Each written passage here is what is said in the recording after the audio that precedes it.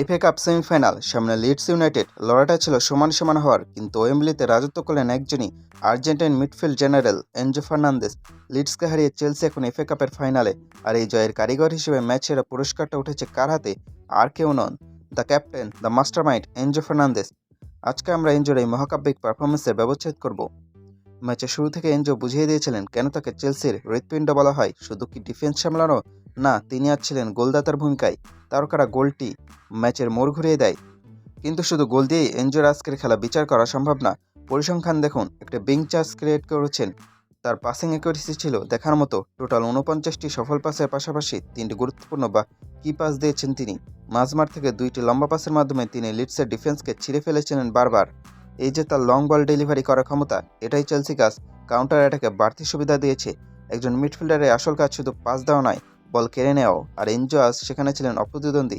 তিনি একাই 5টি ডিফেন্সিভ কন্ট্রিবিউশন করেছেন।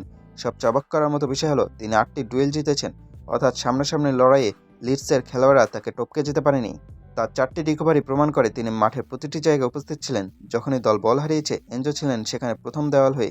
এই যে ওয়ার্ক রেট, এটা একজন ওয়ার্ল্ড ক্লাস মিডফিল্ডারের পরিচয়। চেলসি ফ্যানরা অনেকদিন পর এমন একজন নেতাকে মাঝমাঠে পেলেন, যিনি একই সাথে অ্যাটাক এবং ডিফেন্স কন্ট্রোল করতে পারেন। এনজো ফার্নান্দেস আজ চেলসির হয়ে নেতৃত্ব দিয়েছেন সামনে থেকে।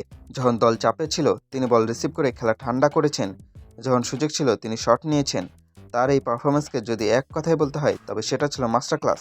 লিডসের মতো ফিজিক্যাল দলের বিপক্ষে এনজো যেভাবে মাঝমাঠ শাসন করেছেন, তা চেলসির জন্য আগামী ফাইনালের আত্মবিশ্বাস কয়েক গুণ বাড়িয়ে দিয়েছে। এফএ কাপের সোনালি ট্রফিটা এখন চেলসি থেকে মাত্র এক ধাপ দূরে। এনজোর এই দুর্দান্ত ফর্ম কি চেলসিকে শিরোপা এনে দিতে পারবে? লিডসকে তো হারানো হলো, কিন্তু ফাইনালে বড় মঞ্চে এনজো কি পারবেন একই জাদু দেখাতে?